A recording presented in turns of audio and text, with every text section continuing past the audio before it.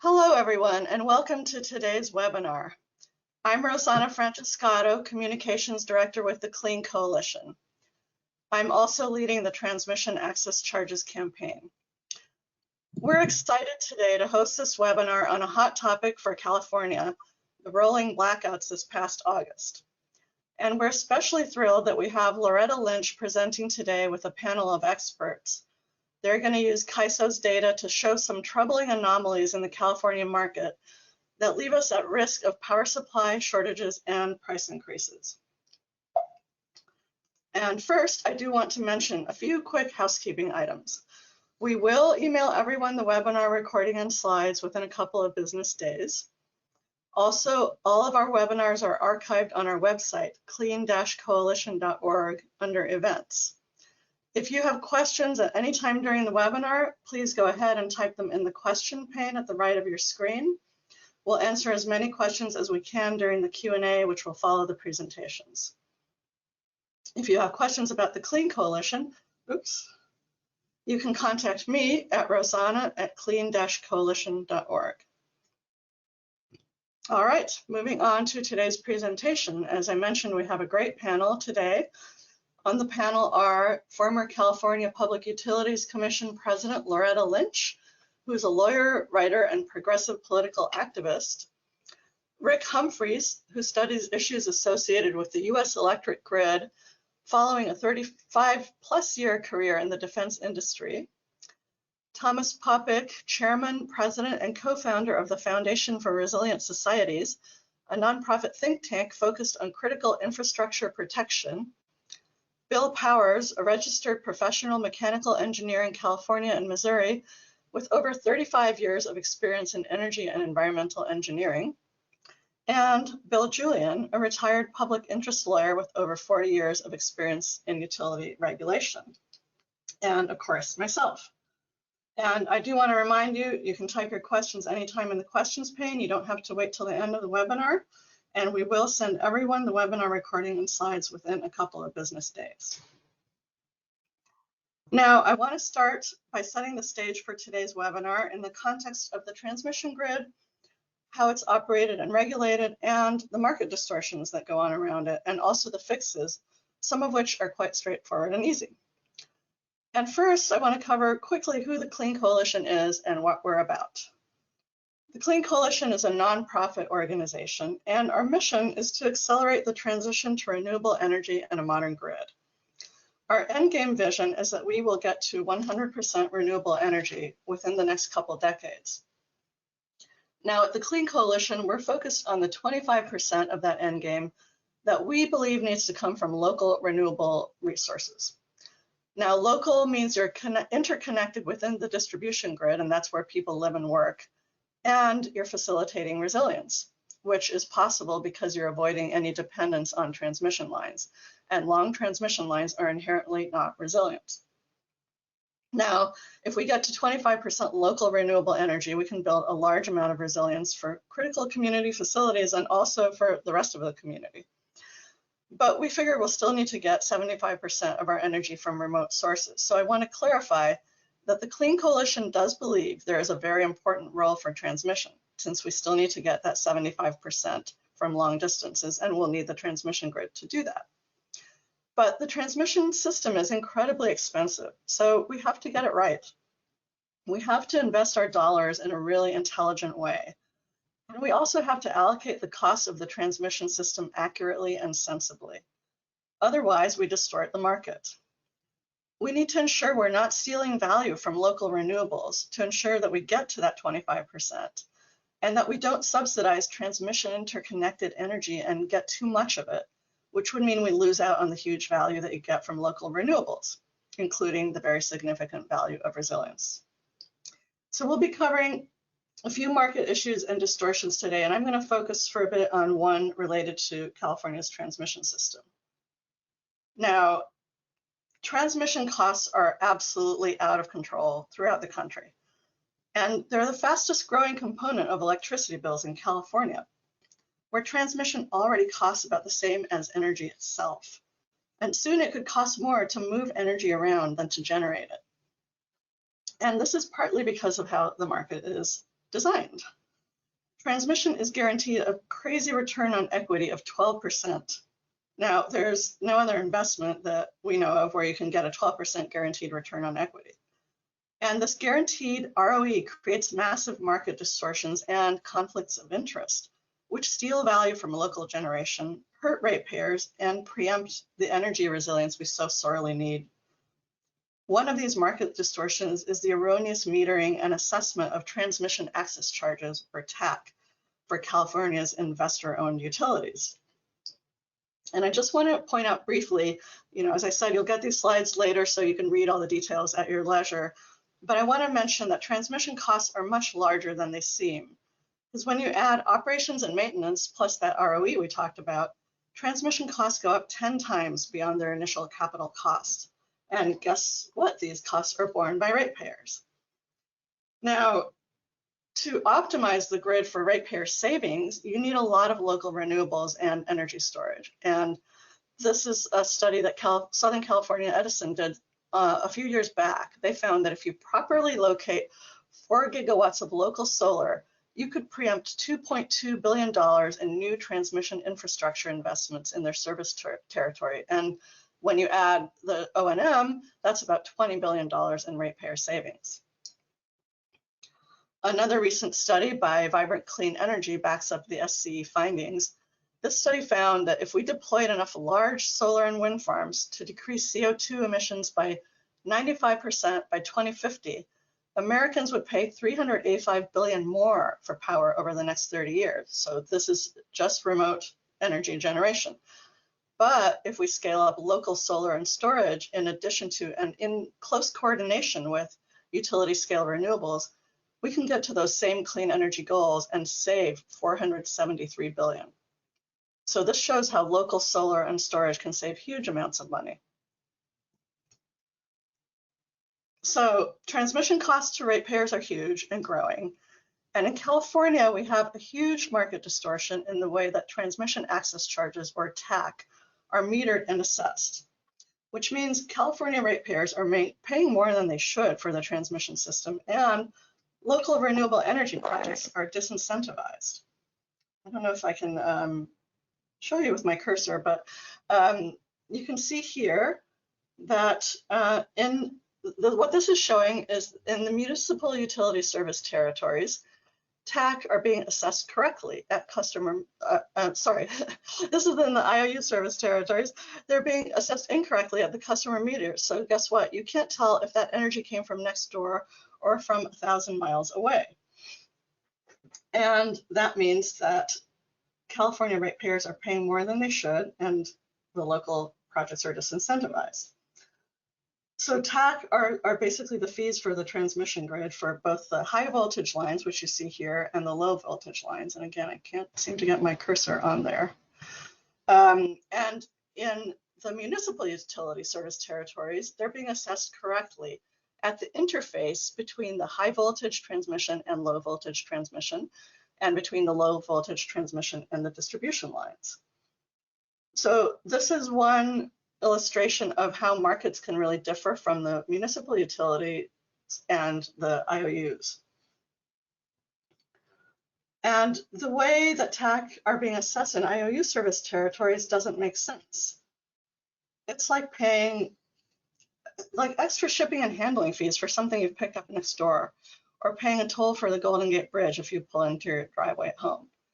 So we have to fix this.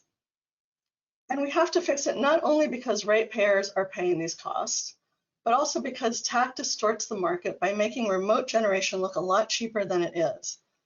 3 cents per kilowatt hour is being stolen from local renewables, and that makes them look more expensive. And that's also stealing money from renewables-driven community microgrids, which bring our communities resilience and many other benefits. So these charts show how that's happening. You can see in the chart on the left, people talk a lot about economies of scale of utility scale solar compared to rooftop solar. But here you can see how when we ignore the transmission costs, and they're invisible, remote generation does indeed look cheaper. But when you transport that energy over the transmission grid, you have the additional costs, the 3 cents per kilowatt hour we've talked about. And since that cost is socialized to ratepayers, When load-serving entities like IOUs and CCAs are doing procurement, guess what? They ignore that cost. They buy the energy that's cheaper for them, but it's more expensive for all of us. So once we fix this TAC distortion and make transmission costs visible, as you can see on the chart on the right, the clean local energy looks like the better value. And guess what? You get resilience and many other benefits from that at no extra cost. So along with transmission costs increasing rapidly, of course, TAC are also increasing. In 20 years, TAC are expected to be at about 4.5 cents per kilowatt hour. So that's where you get the levelized cost of TAC at 3 cents. And that's about 50% of the average wholesale cost of electricity in California. The Clean Coalition did a deep analysis on this, and we found that if you fix the TAC market distortion, we're going to end up with a lot more local renewables over the next 20 years. If we continue with business as usual, as you see in the top line here, we've got something like 12% of our energy coming from local renewables. But if we fix TAC, we can get that to over 30% and save Californians over $60 billion over 20 years. And of course, we'll get better outcomes for community microgrids and other deployments of local renewables. So how do we fix TAC? Our proposed reform is pretty simple. Only charge transmission fees for energy delivered through the transmission system and have procurement reflect both the energy purchase price and also the delivery charges. And we need CAISO and the CPUC to work together to implement this reform. You can see there's a lot of support for this. We have over 80 organizations supporting it. And this has taken time. We went through a lengthy stakeholder process with CAISO a few years ago, and CAISO agreed that TAC reform is needed, but they said that the CPUC would need to take action. We've talked to numerous CPUC staff who have agreed that the issue should be taken up, but they don't know where to fit it in at the CPUC, and they're not going to do anything unless they're mandated to. So we need legislation to compel both CAISO and the CPUC to take action. We have draft legislation that's been approved by Legislative Council, and various California state legislators are considering authoring a TAC reform bill this year. So we're getting closer. If you'd like to join in this work or sign on as a supporter, please contact me. Now, TAC reform may seem like kind of an obscure issue, but it's really key to deploying more local renewables. We need to fix our power markets, and we need creative and disciplined regulators and other policymakers to make sure that we get the policies and market fixes that we need to deploy more local renewables and renewables-driven community microgrids, so we get the energy resilience that we need to protect us from blackouts, whether they're caused by natural disasters, the utilities, or issues with CAISO. And it's voices like Loretta's that are going to make this possible. So it's my pleasure now to turn the presentation over to Loretta, who will begin our panel on CAISO's root cause analysis of the August blackouts. So let me go here and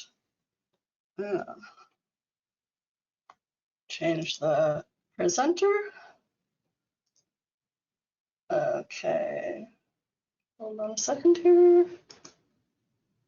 All right, so Rick, I'm making you the presenter. Thank you, Rosanna. And we're going to go in slide mode. Thank you, Rosanna. The Clean Coalition has done a deep dive into the problems with ISO's transmission grid, how much that's cost us, and what we need to do to fix them, as Rosanna just summarized. The experts on this webinar today have done a deep dive into the ISO data that's available to us to uncover the facts that explain why the blackouts really happened.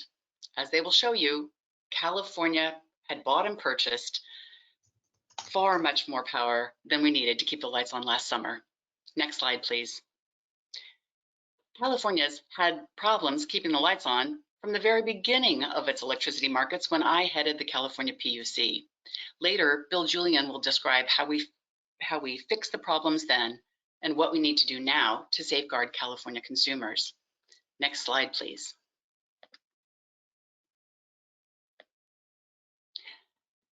Just as in the energy crisis, when the Bush administration accepted Enron's false narrative that California was to blame for not building enough power plants, this past August, Trump took to Twitter to blame the blackouts on California's green energy choices. He parroted the ISO's initial explanation that using green power in our grid caused the problem. That wasn't true, but the damage was done. As we have seen far too often, politicizing the facts leads to perdition. When our electricity markets don't work, it drags down our economy and hurts public health, our safety, and our environment. But blackouts also cause real economic and personal hardship to families and small businesses. The ISO's rolling blackouts on August 14th and 15th blacked out over 800,000 customers. Those blackouts left families in the dark with no power for up to 2.5 hours on hot summer evenings. And they wreaked havoc on safety, on health, and on all of those already reeling from COVID. Next slide, please. On January 13th, the ISO published its final analysis of what caused the August blackouts. Let's review what the ISO identified as the causes of the blackouts. The ISO concluded that they called for blackouts because of a historic heat wave throughout the western United States. Their final analysis highlights how climate change is causing more heat waves and how California's electricity planning hasn't been designed to handle extreme weather events. Second, the ISO claims that California has not planned well for using cleaner sources of electricity, and they concluded that that poor planning and resource availability problems added to their supply problems during those hot days in August. And finally, the ISO admits that it did experience some market issues that it says exacerbated the supply challenges it faced. Well, let's unpack the central hypothesis that an extreme weather event throughout the West caused the supply shortages. Next slide, please. It was hot last August, but that fact should not be the end of the inquiry, it should be the beginning. And Bill Powers, one of our experts, examined other states' supply and demand data from last summer. That data shows that other Western states had no problem maintaining reliability, while Californians were experiencing blackouts. They didn't even need to ask their people to conserve power. Why the difference? Our neighboring states are not subject to electricity trading markets. They maintain traditional state control over their grid and their electricity supplies, and they focus on serving their residents. But perhaps California experienced the extreme heat wave more intensely than other states last August. We took a look at that possibility as well. Next slide, please. The data show that the publicly owned power systems in California did not experience the supply shortages that caused the ISO to call for blackouts.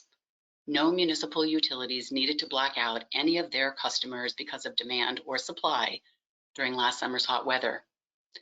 Those utilities operate largely separately from the ISO, and they focus on safety and reliability for their own customers, just like our state neighbors do. The publicly owned utilities in California kept their customers' lights on during the same heat wave in the same state at the same time that the ISO called for blackouts. Now, much has been made of the ISO's claim that no market manipulation has yet been found. But what you find depends on where and how hard you look. And it may well be that defects in California's electricity market design and in its operations have allowed for trading strategies that created artificial supply shortages, and that those caused last summer's blackouts. When market deficiencies and energy traders create shortages and blackouts, it comes at a very steep cost to California. So we're going to examine the data underlying the August blackouts and the data that show how wholesale electricity prices increased dramatically, not just for those blackout days, but for weeks after that. California needs to know what really happened last summer so that we can correct the problem, instead of throwing ratepayers' money away to buy even more electricity for this summer that we don't actually need, which will likely be fossil-fueled electricity at that. Next slide, please.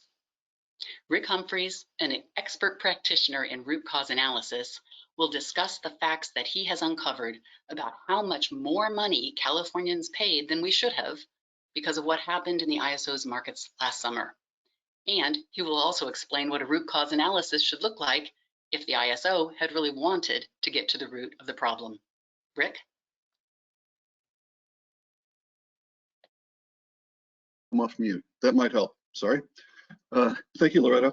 I'm going to go off the screen here and just go to showing the charts again, because I've got quite a bit of graphs that my face is only going to detract from. So what I'd like to talk about here is as Loretta said, this whole business of the root cause, and I want to touch upon it from a few different aspects. First of all, I want to talk about why should I care, particularly as a citizen of California. And then I'm going to talk about what a root cause analysis really looks like, and then dive into the results that Loretta already spoke to from the final root cause analysis that CAISO published about a couple weeks ago. And then I'm going to show you, I'll wrap up by showing you if one were to conduct a real root cause analysis, what those results would look like. And so I down at the bottom of the chart, you'll see a nifty quote that we're able to pull off, actually one of the California state websites itself. In essence, if you don't do the root cause analysis properly, you are destined to make the same mistake and have the same results time and time again. So let me start out with why should I care? So first of all, Loretta spoke to the human cost of the blackouts from August, and over 800,000 people were without power for some number of hours. And how do you calculate the cost of that? I don't think we know. We don't know if people, if there are medical institutions involved, if people suffered personal harm. So that's, of course, the first aspect. Another aspect is that this root cause analysis, this so-called root cause analysis that the CAISO and the CEC and California PUC published is fundamentally flawed. And unfortunately, the results of that so-called root cause analysis are being taken to heart by policymakers in California. And as we speak, there is a proceeding at the PUC underway to get put in place even more capability for summer of 2021 in just a few months. And you can imagine, given the time constraint, what that's going to look like. So from a California ratepayer perspective, I would be very concerned about that.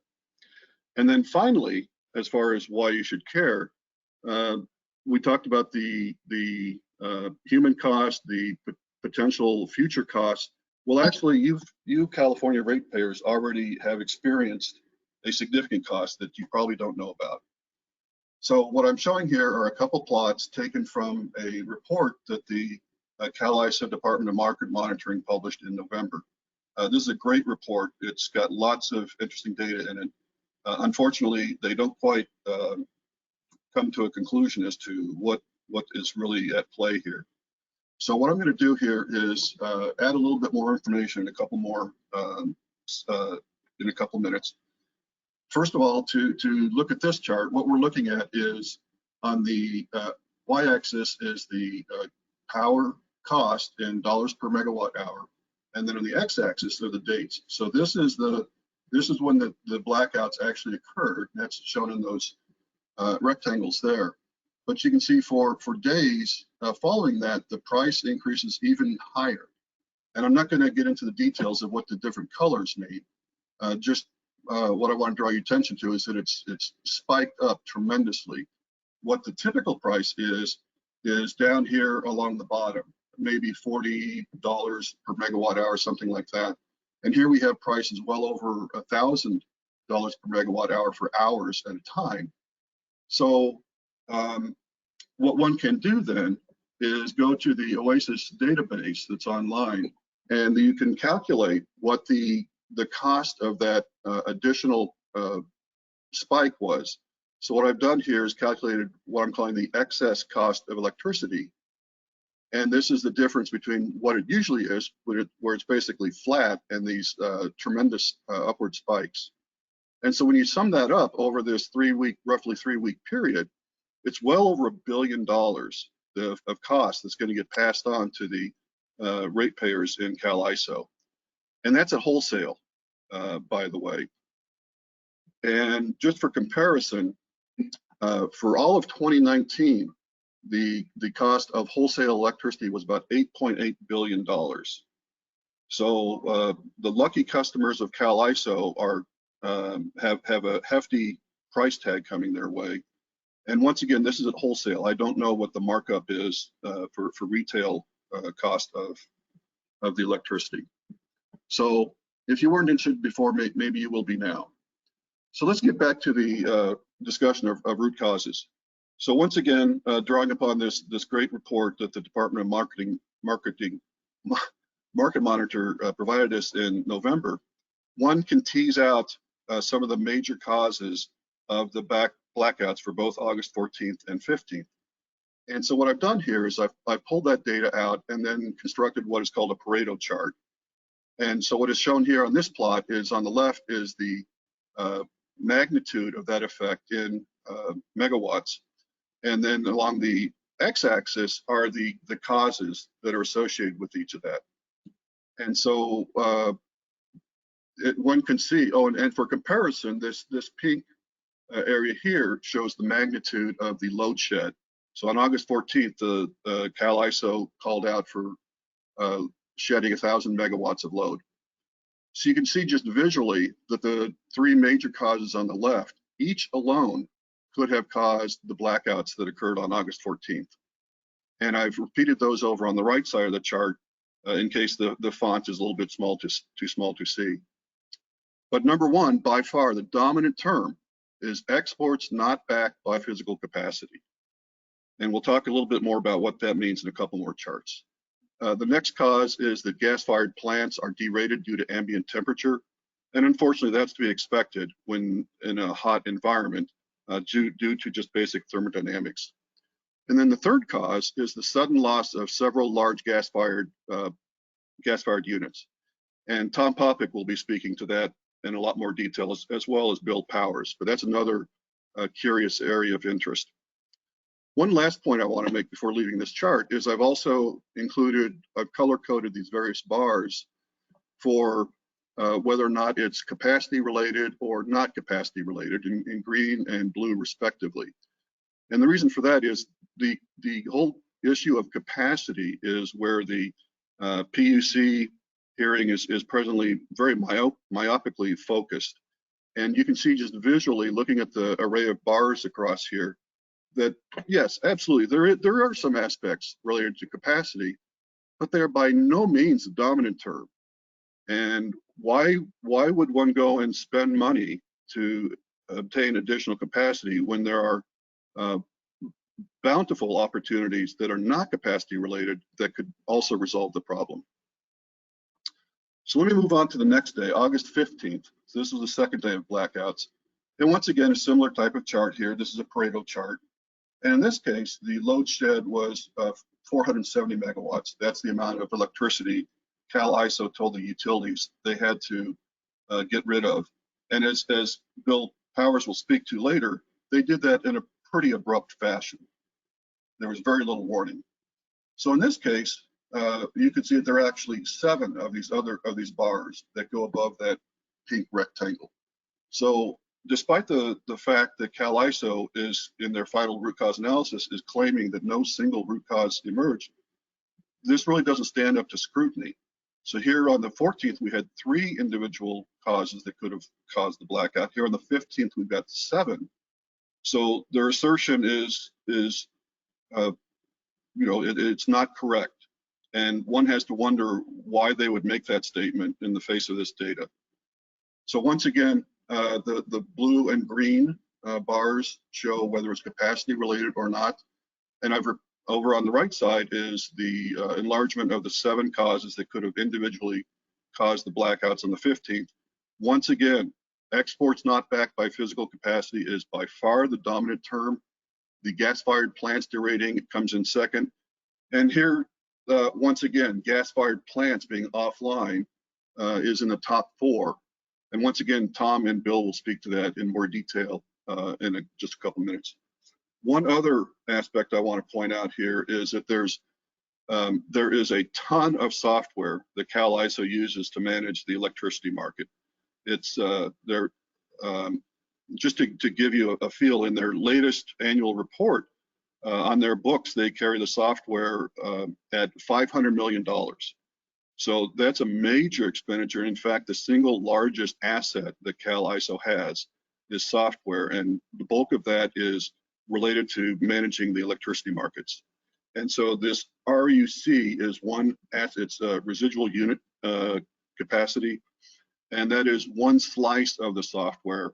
And there was evidence that that was mistakenly allowing exports to leave the state of California. So you may have heard the word exports a couple times, and I'll get to that in a couple more charts. But one other curiosity is if you look once again at the data itself, and I want to draw your attention to this green, the solid green bar here. So we had blackouts on the 14th and the 15th, and you can see the level of demand that was put upon the system. It's just a little bit above 47,000 on the 14th, a little bit above 47,000 on the 18th, and yet on the 14th we had blackouts. On the 18th we didn't. Why? And by the way, it was actually a little bit hotter on the 18th than it was on the 14th, as shown on the right. So this really is a head scratcher. Why would there be blackouts when the load was not as high as on the 18th? And just as a quick aside, in the root cause analyses, the explanation is given there is that both the CAISO and the state of California as a whole did a great job at reaching out for additional supplies of energy. The governor issued an executive order. Environmental restrictions were relaxed, and that is all true. However, that's only basically a drop in the bucket. Those arguments don't hold up to scrutiny. Unfortunately, I had a chart that showed that, but it's on the cutting floor. It didn't quite make it into the final chart deck here. Let me try to simplify a very complicated argument here that is shown once again in the DMM report. So what we're looking at here, and at first, if you're not someone who loves to look at graphs, this can look absolutely terrifying. And so what I want to do is try to simplify this.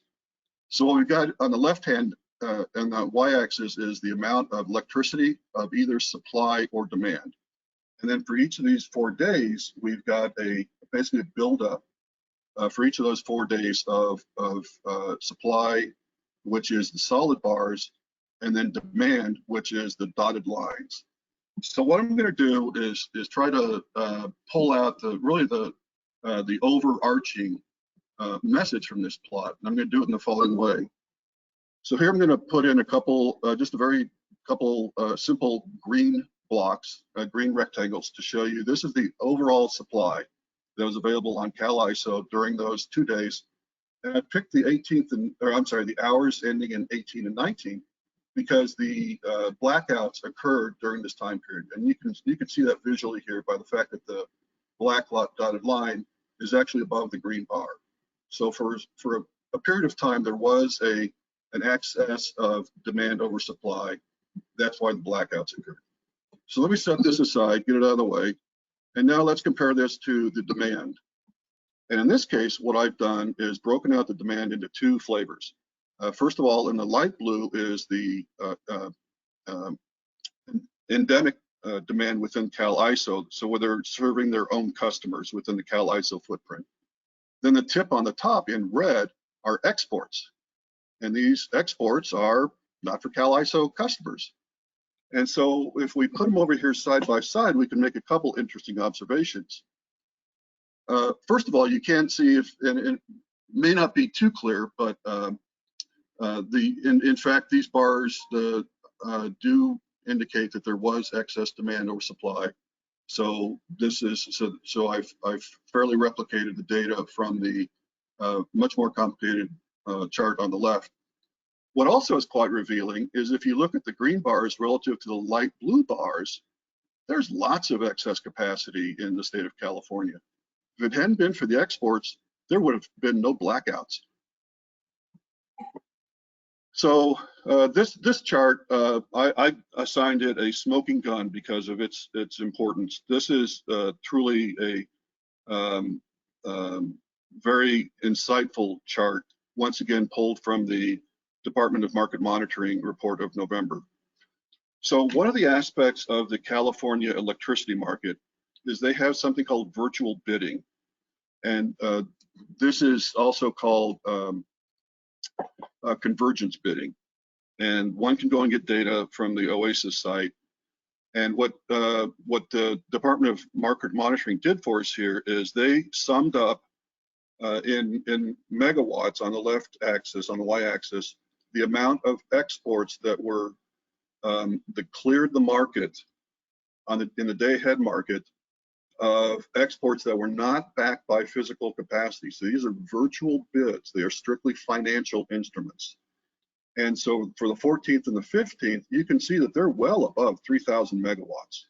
And recall that the load shed was about 1,000 megawatts. So these numbers are much higher than what the resulting blackout was. And so first of all, that in and of itself is a rather a head scratcher.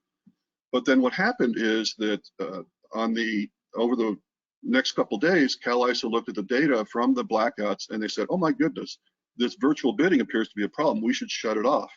And they did so. And so starting on the day of the 18th, virtual bidding was suspended. And look what happens. The amount of exports that were not backed by physical capacity plummeted.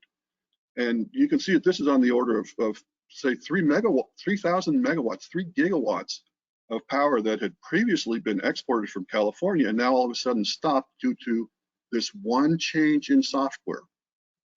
So that's rather remarkable. And then to sort of pour salt in the wound, if you will, here, what I've shown here is that this is a plot from the final root cause analysis document itself. And what we're looking at is, first of all, imports on the top and then exports on the bottom, and you can see the scale on the y-axis.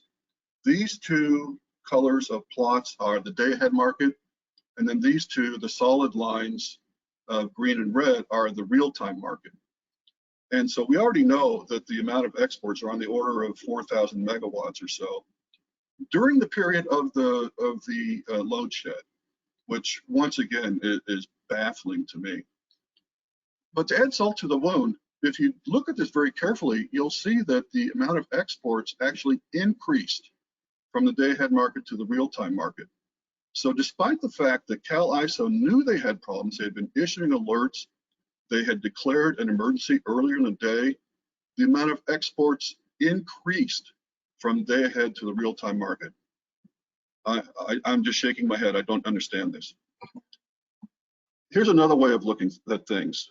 So the PUC is currently holding hearings related to increasing capacity. And that is the theme of the root cause analyses, is that they had insufficient capacity. And in fact, that some of the capacity they had under contract didn't perform. That's true. There's no argument there. And you can just visually look at this plot up here from the final root cause analysis. You can see that there's just what I want to share with you is there was a whole lot of analysis and much of the document was spent looking at why the capacity was under contract did not perform. That's true. But you know what? This is where I'd be spending my time in looking at. Look at and I've scaled this on the same scale as this up here from the report. And just visually, you can see that the exports dwarfed any of these contributions up there in the upper plot. So I'm sorry, CAISO, capacity is not the problem. So here's to me, the final nail in the coffin. So we all know that because California has such a high reliance on renewables, and in particular solar energy, that the twilight hours as the sun is setting is the critical period of time for the electricity markets. The solar is ramping down rapidly. It almost drops like a rock. It drops very rapidly. And so let's look at the behavior of exports in 2019 compared to 2020. So that these three plots down here are from 2019. And so these are the exact same dates, the 14th, 15th, and 16th that I've plotted up here from 2020. And so we're looking at the exact same dates, a year, separated by a year. And just by the by, the 15th of 2019 was the highest use day of 2019. So what's So several things are remarkable here. First of all, despite the fact that in 2020, CAISO knew that there was a heat wave coming and they had publicized this to their customers, exports increased relative to 2019. So that, first of all, is amazing to me. Second of all, the rate at which the exports are decreasing during this critical time period it's pretty flat, actually. This time period here, I would have expected the exports to have dropped much faster, much earlier, because we know that the demand is going to continue relatively flat and the supply is going to decrease because the sun's going down. And here's a third amazing fact. Between 2019 and 2020, within the CAISO footprint, 2,000 megawatts of gas-fired electricity plants were retired. And once again, during the twilight period of time, when the sun is going down, the wind is fairly calm, your gas-fired plants are where the vast majority of your electricity is coming from. So despite the fact 2,000 megawatts of power plants were retired, between 2019 and 2020, exports still doubled. This is just unfathomable to me. All right, so let's get past some of the raw data and look at what a root cause analysis would actually look like if this had been done in a professional fashion. So you recall from the front page, I've got this tree icon, and in a nutshell, what root cause analysis is all about is that you've got a problem, and this has got to be a significant problem, by the way.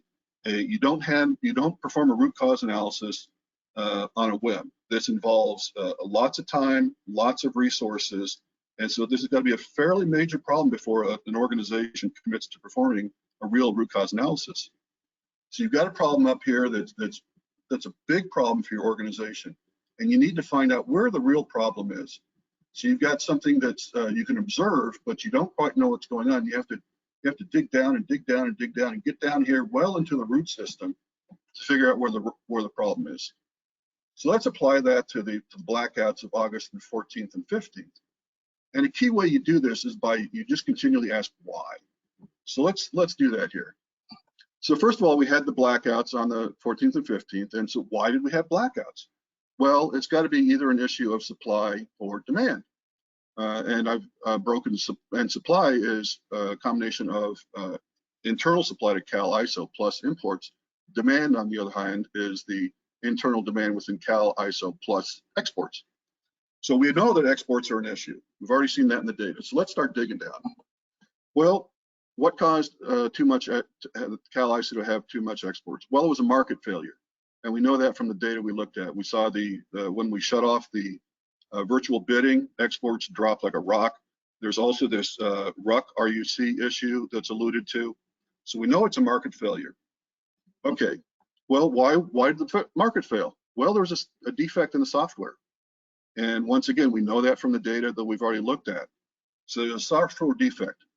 And by the way, this is all the further that the so-called root cause analysis report goes into drilling down. And it's really rather tangential. It is not a central focus of the analysis. It's way back in the latter parts of the document, so it really doesn't get much attention. But one needs to ask, okay, so why was there a software defect? Well, it's because it appears that CAISO does not have very rigorous process control of their software. And once again, recall that I told you that of the assets of CAISO, the vast majority, like $500 million, is software. So why isn't there enough process rigor? Well, one can actually trace this to something called CMMI, and I'll talk about that on the next chart. And it has to do with overall, how rigorous are you as an organization in developing and maintaining software? And let me repeat, all I did was take one of these four major causes up here at the time and then drill down. You can do that for all four of those. And so you should end up with dozens, if not hundreds, of similar branches such as this. And so if a root cause analysis had actually been performed someplace in CAISO, there should be a wall just filled with a tree-like structure with all the different branches that have either been confirmed or exonerated. And that's how one does it in a professional root cause analysis. So by no means is this necessarily the end of the story, because there's probably other root causes hiding down there as well. And that's what Tom and Bill will be talking to me after I wrap up here in the last chart. So this is what one representation of a root cause analysis would look like. Where here we've got a sort of a tree structure. We've got the top level, and we burrow down by continually asking why did this happen? Why did this happen? And I just want to point out a couple things here. So in the final root cause analysis, they did talk about so the piece of software that is discussed in the final root cause analysis is first of all this RUC process we talked about earlier, and in particular there's a piece of software called PIME. ME stands for market enhancement. And in 2014, they applied this PIME, and they applied it to all the day-ahead features of the marketing software. It should not have been applied to the RUC piece of software. And so once again, we come down to the same conclusion. They didn't have a rigorous enough software maintenance and upgrade process, and that has to do once again with this CMMI. There's another equally plausible set of branches one could go down to that has to do with the must offer rule. And I'm not going to get into that because of time. But let me just talk a little bit about CMMI. And so the capability maturity model is an industry-wide tool that's used, I think, globally.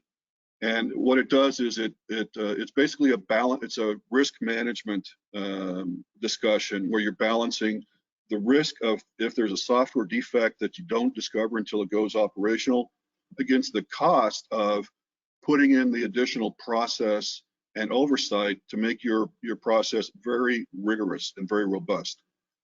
CMMI has 5 levels, 1 through 5. 1 is the lowest. So if you think of 1 as like people having sticky notes on their computer monitors, that's sort of level 1. Level 5 is extremely rigorous, lots of testing, lots of overview, lots of process.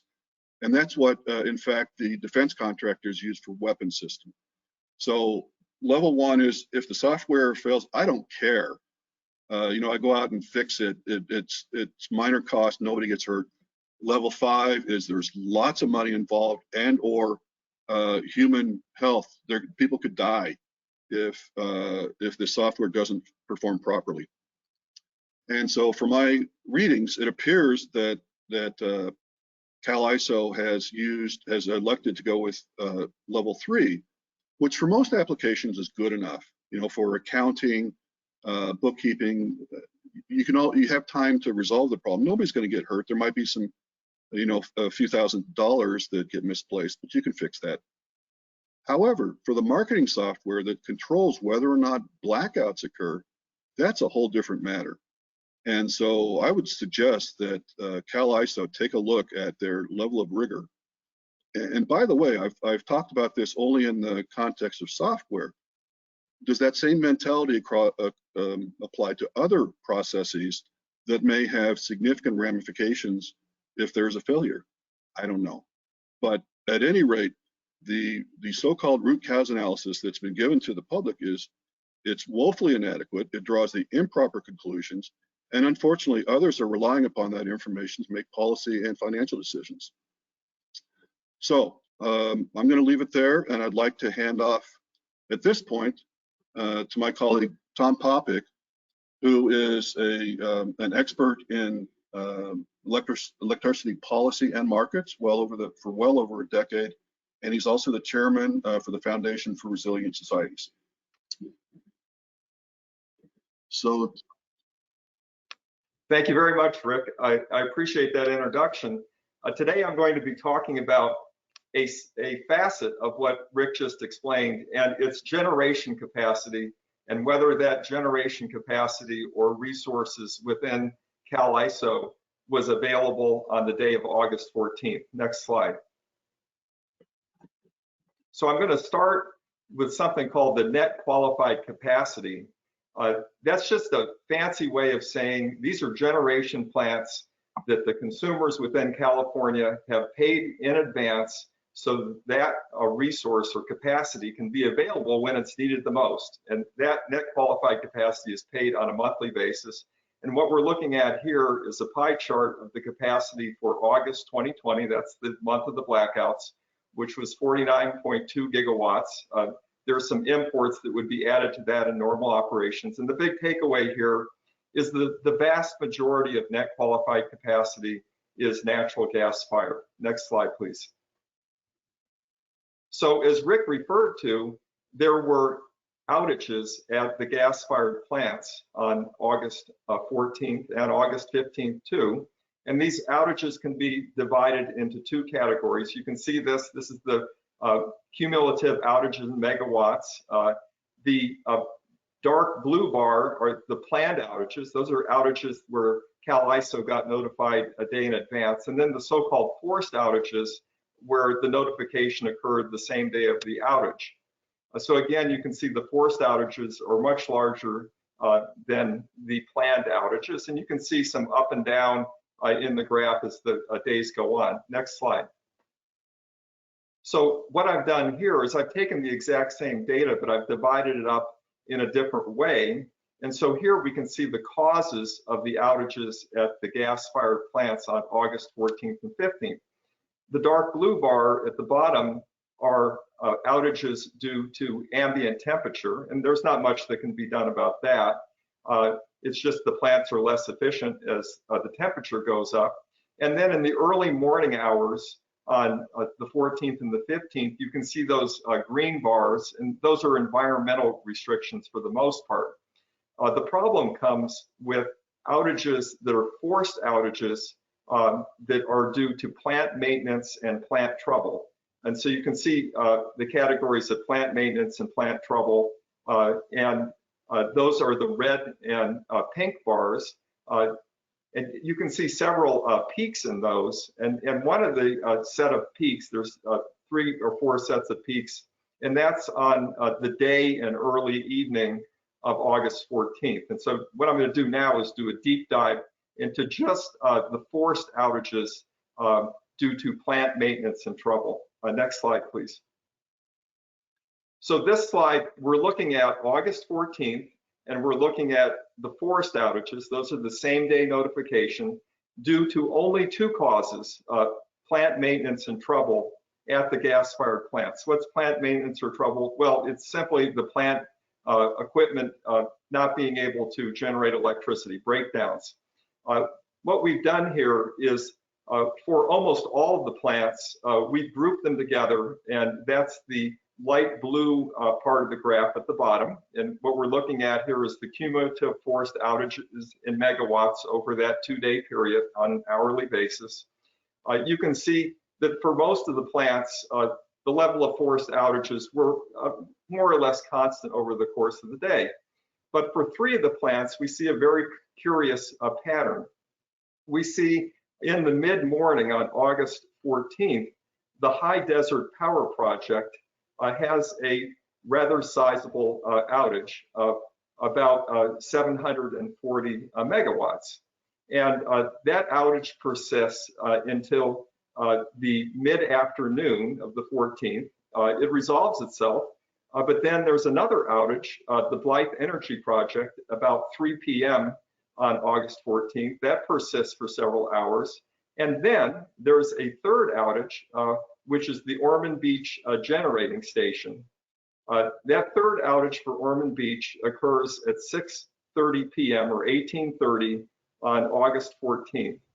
And just 6 minutes later, CAISO declares a blackout. And you can see the blackout period for both days in the gray bar. About halfway through the outage for Ormond Beach, High Desert Power Project also experiences a forced outage, but not as high as before. So you can see the sequence here of the forced outages. And what I want to do now is give this in context of what's happening with net electricity demand over those 2 days. And that's the green line in this chart. Net electricity demand is net of wind and solar production. You can see that net electricity demand on the 14th starts ramping about mid-morning, and then it peaks someplace around 6 o'clock in the evening. And so you can see that a third large forced outage of Ormond Beach and then High Desert Power Project occurred right at the peak of net electricity demand on the 14th. Next slide, please. What I've done here is I've just compared the magnitude of these forced outages with the blackout that's initiated by California ISO. So at 10:25 on August 14th, you can see High Desert Power Project with a forced outage of over 700 megawatts. Then at 3 p.m., you can see about 500 megawatts from the Blythe Energy Project. At 6:30 p.m., the Ormond Beach Generating Station outage. And just 6 minutes later, the first block of 500 megawatts of outage declared by CAISO. And then just 10 minutes later, at 6:46 p.m., another 500 megawatts. And then you can compare that gigawatt of outage to the forced outages at both Ormond Beach and at High Desert. And I should say that last outage there at 1930, that's when High Desert Power Project came in. So we can compare the outages and to the magnitude of the blackout. And what we can see is that last set of outages had a magnitude almost identical to the blackout. Next slide, please. So I'm just going to summarize here and make a point that I made before. California consumers paid for the net qualified capacity generators to be available. And what we can see on August 14th is that several of these large generators were not available. As a matter of fact, if you look at all of the outages on August 14th, they peaked at 12% of net qualified capacity, which is higher than we would expect. Again, consumers are paying for the net qualified capacity generators in contracts with utilities, but the financial terms of these contracts are withheld from the public. At the peak, 90% of the planned outages were forced the same day without a lot of notice to CAISO. What were the factors in these outages? Well, we can't do much about ambient conditions or environmental restrictions, but for plant maintenance and plant trouble, we have to ask, what were the maintenance procedures at those plants? What happened? It's curious to me that the role of the Ormond Beach and High Desert outages were not included in the CAISO final root cause analysis. We have to remember that the blackout was initiated only 6 minutes after the outage at the Ormond Beach plant, and that outage overlaps the blackout period. What we're saying is the cause of major forced outages during the August blackouts need investigation. Are California consumers getting value for the money they're paying to the net qualified capacity generators? This kind of investigation results should be made public. And with that, I'm going to transition on to Bill Powers, who will be talking about what happened with the generation plants on August 15th. Thank you very much, Tom. I'm going to take a look at subsets of the gas-fired generation that Tom just described, specifically generation expected to be highly reliable during heat waves, the coastal boiler plants, and the utility-owned baseload plants. Next slide. 3 of the 9 coastal boiler units were entirely unavailable on August 14th, first day of the blackout. 3 of them, 336 megawatts in planned outage, somewhat inexplicable during mid-August. 920 megawatts in forced outage. That's nearly 40% of the coastal boiler plant capacity. Actually, it was over 1,400 megawatts in total, significantly greater than the blackout magnitude of 1,000 megawatts that day. The California utilities, investor-owned utilities, own 5 gas plants, 5 large ones, all combined cycle plants. 2 of those 5 plants were in major partial curtailments when the blackout was initiated on August 14th. Gateway, which is a PG&E plant, 180 megawatts were curtailed. Desert Star, an SDG&E plant, 280 megawatts were curtailed. Those partial curtailments continued into the 15th and were somewhat lower, but still substantial when the blackout was initiated on the 15th, about 300 megawatts of partial curtailment. Next. So I want to take a closer look at the blackout on the second day on the 15th and understand minute by minute what was happening there. On the left-hand side, you see a screenshot of the supply trend from the ISO website. Orange is gas, green is renewables, burgundy is net imports, and blue is hydro. And you see a box showing the 5 to 7 p.m. interval. Look at the right-hand figure. And this is 5 minute by 5 minute what was happening on August 15th. Now, the peak occurred at 6 p.m. We're now moving down. From the peak, and then an erroneous dispatch released in the root cause analysis, described as a dispatcher, in this case PG&E, erroneous dispatch to a Pinoche combustion plant, combustion turbine, 400 megawatts. They reduce output by 250 megawatts at 6:13. And by the way, this day there was no flex alerts, no stage alerts. Everything just seemed to be okay at this point. This happens almost immediately. ISO issues a stage 2 alert. A few minutes after that, imports start dropping precipitously. And in the midst of this, the blackout is called. The root cause talks about Pinoche, that the erroneous discharge instruction was given. Doesn't say why it wasn't reversed almost immediately. These are very fast turbines. Doesn't mention at all a fast drop in imports or whether the action taken on imports was connected in some way with Pinoche. Next. So what's the context in terms of demand and loads on these blackout days? ISO issues forecasts. They were in the average range. ISO issues forecasts for each summer. Is required to hold at least 15% reserves. And that adds to about 53,000 megawatts of available supply minimum for the summer. The average estimated peak was about just under 46,000 megawatts there on the right. August 14th peaked a little higher than the average expected at 5 o'clock. By 8:36, that had declined to by 1,000 megawatts. It was below the expected average peak, and rolling blackouts were initiated. August 15th, quite a bit lower load, peak load, 6 p.m. It's under 45,000 megawatts. When the peak occurs, there's no issues of alerts or emergency warning stages, but then 6:15, things start to unravel quickly.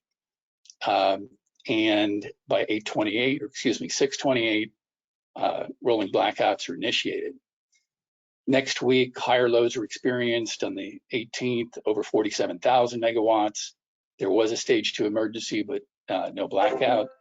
September 6th, almost 47,000 megawatts, stage 2 emergency, but no blackout. Provide a little context on in 2017, the peak was over 50,000 megawatts. That day there was a flex alert, but no stage emergencies. Next. So the ISO has to keep a certain amount of reserves to assure grid reliability. Question is, did ISO initiate the blackouts prematurely, or was contracted capacity not available when it was needed? So as reserves drop, there are stage emergency levels. Stage 1, reserves between 10 and 6%. The conservation recommended at that point, but no specific action. ISO is supposed to maintain at least 6% reserves. However, it is allowed in response to an event to allow those to dip down to 3% as long as they recover fairly quickly. If they get down to 3%, the action to be taken is shed load, blackouts. On August 14th, when the blackout occurred, the reserve margin was approximately 6%. Rolling blackouts were initiated. August 15th, blackouts initiated 6:28, reserve margin showing just above 6%. Now, the ISO has another web page that tracks available capacity. I was tracking that on the 15th. Using that information, they were actually at about a 9% reserve margin when those blackouts were initiated. We've had a back and forth with ISO with data requests trying to get clarification on why there's a difference, and that clarification has not occurred yet. Next. One other issue related to RIC and underscheduling, over-exporting. Question I'm looking at is, did ISO use over-forecasting as a kind of ad hoc way to suppress exports? Lower left is a screenshot of the demand on August 14th, the first day of the blackouts. Green is the actual demand, dotted lines are forecasts. In this case, the day-ahead forecast was very accurate. Upper right is the day-ahead forecast for the 17th. Here, the forecast is excessive by 5,000 megawatts. And this excessive day-ahead forecasting occurred day after day for about 5 days. In the root cause, they say, well, the governor issued an emergency order, and that's it. The governor issued the order, and we've got thousands of megawatts of conservation. Question is, was that over-forecasting deliberate, and was its intent to suppress exports? Next. So I'm in San Diego Gas and Electric Service Territory. We've had a couple of blackouts in the last decade here prior to August 2020. I want to look at both of those and lessons learned or unlearned. The first occurred very light demand, March 31st, 2010, midnight, unlikely time for blackouts. There's an ISO internal requirement that the 25% of the demand at a minimum be met with local generation. In that case, one baseload plant was online, a second baseload plant was going to pick up the load at midnight. Second plant notified ISO during the day, they were in forced outage, couldn't pick it up. That communication was missed. Midnight comes, ISO drops the first plant, there's no second plant. Operators aren't trained for the situation. They scramble and decide to roll a blackout. In fact, the grid was still reliable by federal FERC requirements, and ultimately ISO paid a civil penalty for this incident. Next. And the lessons on that were both lack of visibility in the control room and a forced outage, and lack of training, which led to a premature outage. Second incident, September 2011, technician error at a major substation in Yuma, knocks out the largest transmission line to San Diego, cascades into a nuclear plant blackout, and FERC major investigation. They had one local baseload plant been online, it would have avoided this blackout. And lesson learned from that event was that all local baseload plants need to be online and ready to go for heat waves, and that they're online, and that the grid needs to be operated for reliability exclusively during these heat waves. Finally, this last blackout in San Diego, we had a moderate load on the 14th and 15th when these blackouts occurred, peaked at about 3,800 megawatts, 1,000 megawatts below our all-time peak. In my opinion, we would not have had a blackout in San Diego on either day, but for being a part of the ISO. Next. So lessons learned from these blackout experiences: assure all baseload units are ready to go for heat waves. Avoid defaulting to blackouts before exhausting available options. Assure that all baseload plants that are ready to go are actually online and at capacity when those heat waves hit. And finally, to prioritize exclusively reliability during these heat waves to assure that you have maximum flexibility to deal with the unexpected. Now I'd like to, next slide, like to go to Bill Julian, retired public interest lawyer and former CPUC legislative director and legal advisor. Bill. Bill, thank you. Lessons unlearned. What we've heard from 3 subject matter experts is that we have 2 fundamental proximate causes for bad outcomes for California: blackouts and excessive charges.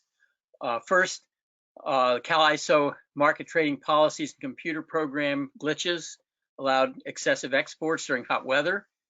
And second, we have a troubling pattern of forced outages and power plant unavailability that strains supplies and requires investigation. Unfortunately, this demonstrates or recapitulates a pattern that we saw in the 2000-2001 energy crisis.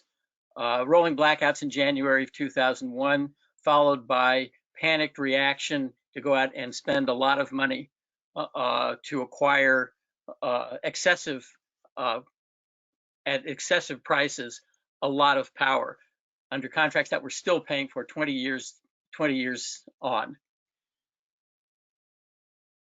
And I want to recapitulate something that Loretta said, which is we don't see these problems in the municipally owned utilities in California. We see them in the ISO. And so what I'd like to do is describe some of the things that we did 20 years ago to improve outcomes for the customers of the IOUs, and describe how some of those protections have been eroded, and then sketch out some potential refocusing of attention on basic operations for the ISO. Next slide. First, we pressured FERC to impose rules to stop price gouging, profiteering, and strange trading practices. The FERC imposed a must-offer requirement west-wide and established hard price caps in June of 2001 that ended the energy crisis. Second, we eliminated electricity shortages by reinstating an obligation to serve on the part both of utilities, traditional utilities, and the new form that was created in 2001, the community choice aggregators. And we established procurement mechanisms and rules that gave us an organized way to assure adequate supplies that included, thanks to Senator Byron Scher, the renewable portfolio standard that has provided for an orderly development of renewables in California. Importantly, we also focused on the issue of physical withholding, which was a major problem that led to the blackouts, the apparent shortages, and the price profiteering. We passed a statute that requires all power plants in California, whether owned by utilities or by third parties, to adopt operation and maintenance standards. And we significantly gave the ISO and the CPUC potent enforcement authorities with respect to those O&M standards, including reporting obligations. And the PUC adopted a sweeping general order in that regard. We reined in the accountability of the ISO to the people of the state of California by changing its board governance from a self-appointed stakeholder board to a board appointed by the governor. And we mandated a focus and a priority on reliability and cost containment for the ISO. And then finally, in a bow to the municipal utility model, we ended power plant divestitures and third-party transfers of power plants to preserve at least a proportion of that energy as wholly owned, vertically integrated, and dedicated explicitly to native load. Unfortunately, many of those protections have eroded over the years.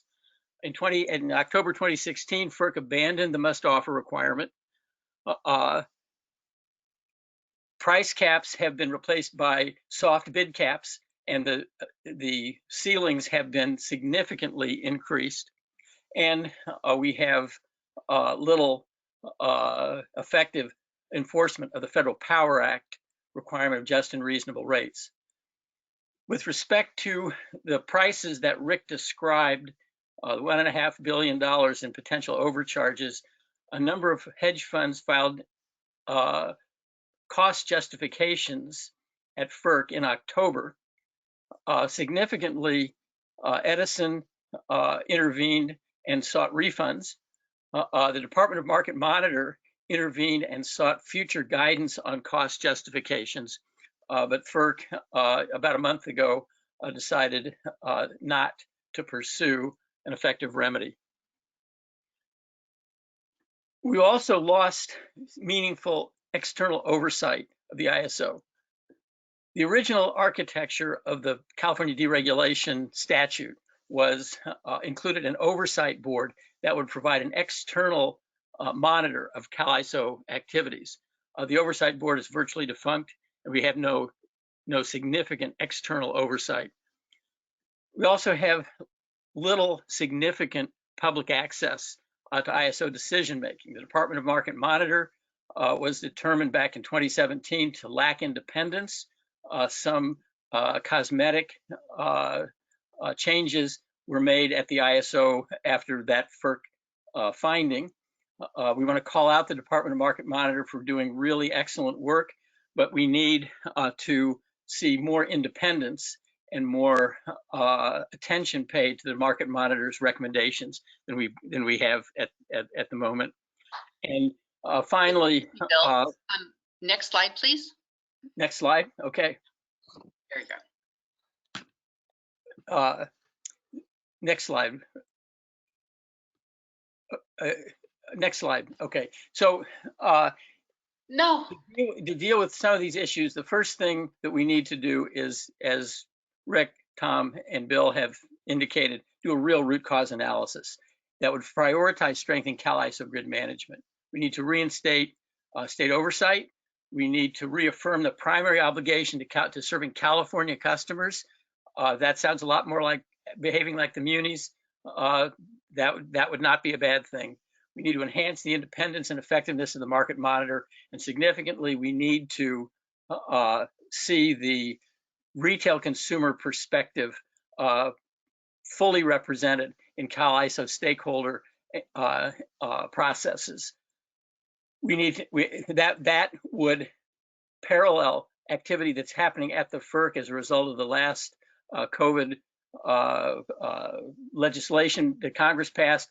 FERC has been ordered for the first time in 40 years to implement Federal Power Act Section 319 to develop an Office of Public Participation. We need to do the same thing in California. I'll stop there. Thank you, Loretta. Thank you, Rick, Tom, and Bill. Great, thanks everyone. This has been a great panel. If we could get everyone back on here for questions, I'll get right into them.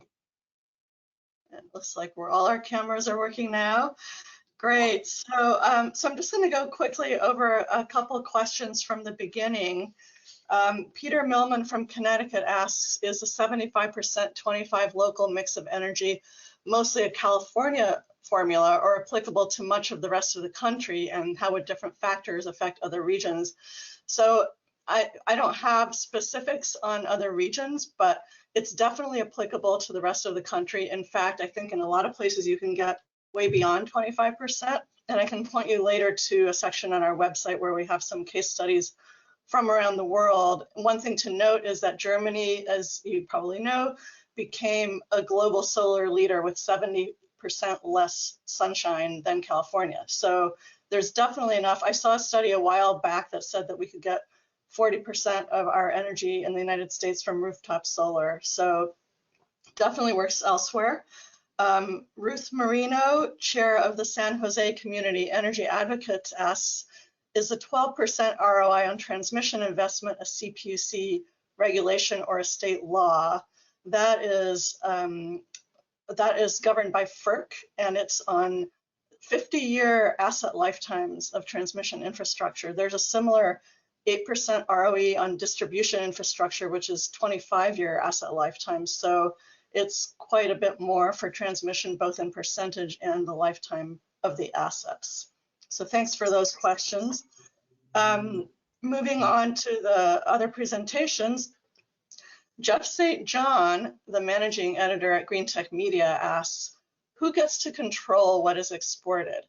And how can CAISO alter the market rules that might allow parties involved in these exports to continue to export in the face of an in-state emergency? And we also had, I just want to mention a few related questions.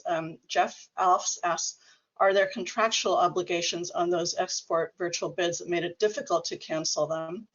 And Van Rainey, who's an activist, also asks, are exports managed by a bidding system with financial brokers, and are any of the exports driven by FERC? So I know that's a lot, but basically, who gets to control what is exported, and how can CAISO alter the market rules?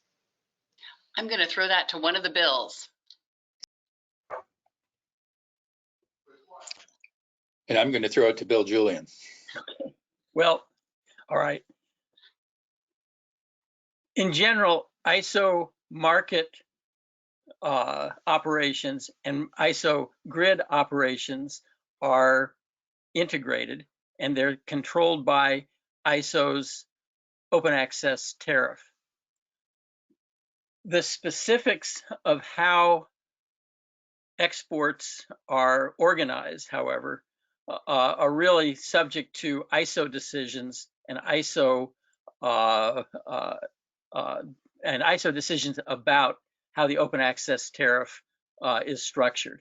So ISO has decided, for example, to permit virtual bidding, or which would be, in the export context, exports not backed by physical capacity. And Bill and Rick called that out as a particular problem. The role of virtual bidding both is and should be controversial.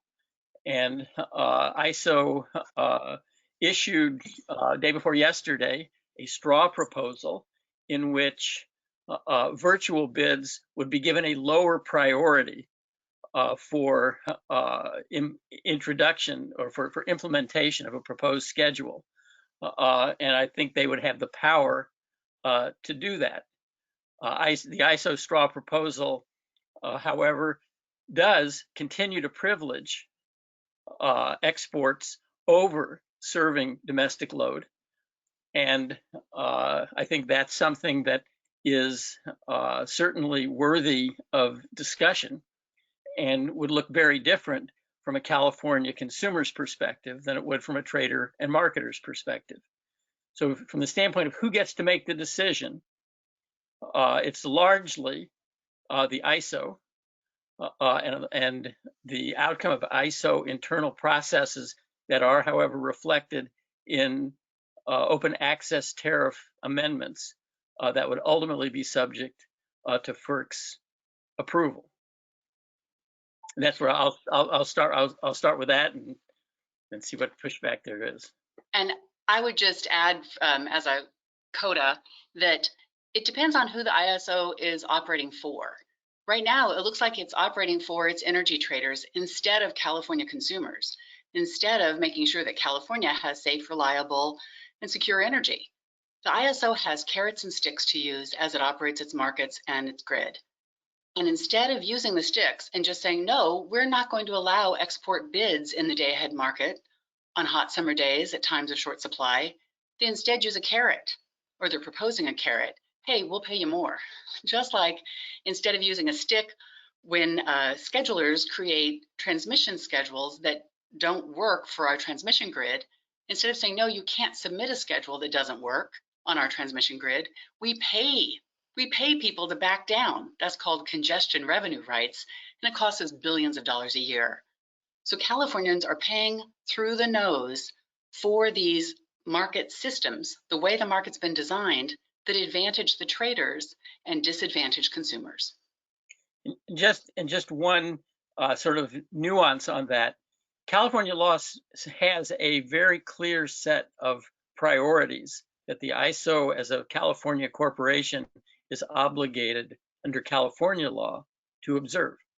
The issue of whether California law could govern in a FERC-regulated utility was litigated by and was resolved in California's favor by the DC Circuit back in 2003. So this question of who gets to decide certainly has important state law elements, and those state law elements at this point obligate the ISO, in my opinion, to favor California retail consumers over traders and marketers. All right, anything else? Just the question is, and who's enforcing that law that Bill Julian helped write? Who's enforcing the standards, the statutory standards in California law that require the ISO to operate its grid to minimize costs to California consumers, to maximize health, safety, and environmental values that California holds, and to stop the games? Great, thank you. So another question from Jeff Alfs, and also this was asked by Hasala Dharma Wardena, an activist. Where were the exports going? And Jeff also asked who paid for them. Bill Powers and Rick? Well, the exports were predominantly going to Arizona through the Palo Verde intertie and secondarily to Nevada. And those are the primary destination points. Rick, do you want to make a comment on who benefited financially?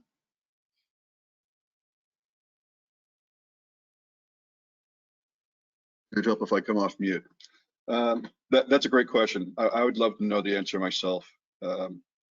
One aspect of trying to analyze this data is that there is intentional opacity that CAISO implements in terms of cloaking the identities of both the scheduling coordinators. So the scheduling coordinators are the only folks who can actually participate in the market, the electricity market. You have to have certain qualifications and get certified and such. And so in the bidding data, their identities are, they use pseudo IDs rather than the actual IDs of the scheduling coordinators. Then on top of that, in terms of trying to follow the path of electricity, CAISO goes another step, and they cloak the identity of the actual interties where the market or where the electricity goes in and out of the state. So my hat is off to Bill Powers actually for looking at other states' data as well as CAISO's to try to understand where the power went. But that's an excellent question, and that's an area of frustration on my part that the intentional opacity makes it impossible for a mere mortal to answer that question.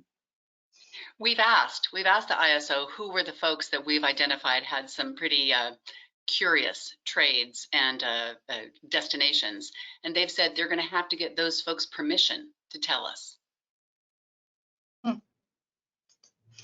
Thanks. Well, so speaking of other states, Van Rainey, an activist, asks, did exports enable other Western states to avoid blackouts? And Jeff Alf asks, what did the other states do for power on the 18th when there was no California power available? Well, I can answer for Arizona. Arizona indicated no issues on the 14th and 15th. On the 18th, they were slightly below their desired reserve margin, which is higher. It's about 9% there. And they called for voluntary conservation, but that was the extent of their issue on that day. Great. Anything else on other states? We're getting near the end here, but I have a couple other good questions. So Loretta, were you going to say something? No. Okay. Well, let's wrap up with these then. Kevin Ng asks, where does this panel see what does this panel see as the way to move forward? The next heat wave is only a few months away. Does this rely on more regulating, enforcing, or more innovation and R&D activities? And Jeff St. John asks, what reforms would you suggest to create the fixes you've just described? Are there proposals that are written down that we can read about? Well, I think the last slide that Bill Julian had are the reforms we suggest. And so I don't know, Rick, if you could put that up again. But we need more transparency. We need more participation by consumers, because right now the folks at the ISO are listening to their market participants, who are the energy traders, and they're not listening to us, and they're not listening to environmental groups, and they're not listening to consumer groups, because there's no formal way for those groups to really participate in the kinds of meetings and decisions that the ISO is taking. As Bill noted, newly at FERC, that FERC is going to be forced to allow the public participation. But it's more than just participation, it's also transparency. So much of the data is cloaked as to who's doing what. And we know that it's really important to know who is doing what, so that we can put the puzzle pieces together and trace what they're doing. But if all you have is a number ABCD1 is doing this, we can't really understand why and who's benefiting. So we need more transparency, we need more public participation, and ISO needs to stop exporting thousands of megawatts of power when California has hot days, as well as the ISO needs to fix its, not only its software, but some of its market rules to not allow the trading strategies that create artificial shortages. But I'm going to let Bill Julian or anybody else finish up here.